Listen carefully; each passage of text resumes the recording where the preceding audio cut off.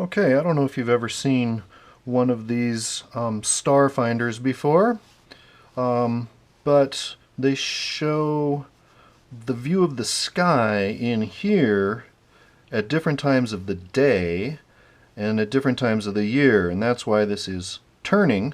Well, I'm turning it to show different times of the day where the stars would be.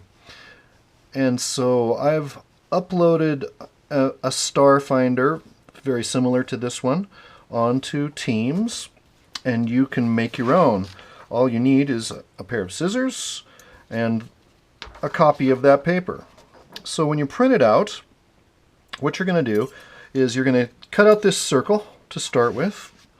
So cut out this circle perfectly, and then you're going to cut out this shape here. You're going to cut that out. So when you're done, you're going to have these two pieces. This is the original that I just scanned for you guys to make your own from. You should end up with two pieces that look like this. The night sky here. This is the entire northern hemisphere. You would need a different disk for the southern hemisphere, but we're not going to worry about that. And then you need this piece that kind of masks part of the sky that's below the horizon at different times of the year and different times of day. Now the tricky part after you've cut this out is that then you want to cut out these little flaps but leave them attached. And these ones are the really hard ones. So you want to push those down below the rest of the paper so that when you get the whole thing cut out, you can put that in there like this. Ideally, it might be a nice thicker paper. So if you have photo paper or some kind of cardstock, this will work out better for you than just regular printer paper. And then you can turn it. And it's going to turn in this direction every night as we rotate on our axis. And if you look right at the center of rotation, you should see Polaris is where everything is rotating around the North Star, right in the center of everything. So to find what you're looking for, we can also see the Milky Way here. We can see the Big Dipper. Here's Orion over there. So to find what the stars look like at any one time where you are in the northern hemisphere, you have to line up the time of day. Here's nighttime, 6 p.m., 7, 8, 9, 10, 11, midnight, and here's after midnight till 6 a.m. You have to line up the time that you're looking with the date, which is on the outer edge here.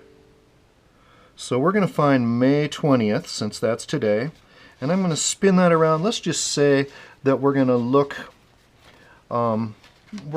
for stars at 10 p.m. on May 20th. So I just line up May 20th with 10 p.m. And this is what the stars will look like at that time. These are the stars that are visible in the sky. The ones that are under here are not visible at this time of year, at least not at 10 p.m.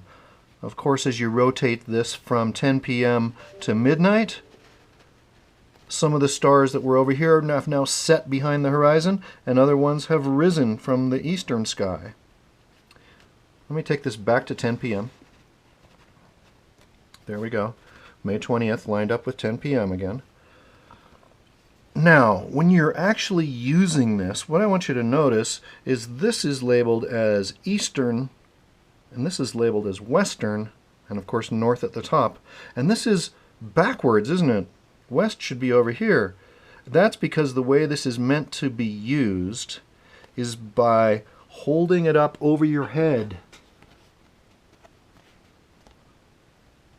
So really, to use this, you have to hold it up in line over your head. You want to figure out which direction is north, and you line this arrow up with north. How do you do that?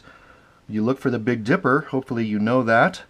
And then you use the Big Dipper. Here's the Big Dipper right here. And you use the two pointer stars to find the North Star. And if you draw a line straight from the North Star to the ground, that'll be north. And so this goes over your head, and now everything is as it should be. When you're looking at it, the night sky should look like this at 10 p.m. on the 20th. If you didn't make it out until midnight, you're going to have to rotate this around, and then you look at it there. Whatever time of day you are looking, time of night I should say, you have to line up the date with that, because we rotate every day, and then there's a slight different angle as the seasons progress. So let's see, when I've turned it to here just randomly at 10 p.m. this would be the end of July. The sky is going to look like this. See how the Big Dipper is coming down here now, and this is why it's easier to see the teapot of Sagittarius, where the center of the Milky Way galaxy is found. It's easier to see in July than it is now. Let's see, what happens in September? Let's go to Labor Day, basically September 5th at 10 p.m. now. The sky is going to look like this. And that's about it. That's how you use one of these star finders. So I hope you have fun with that.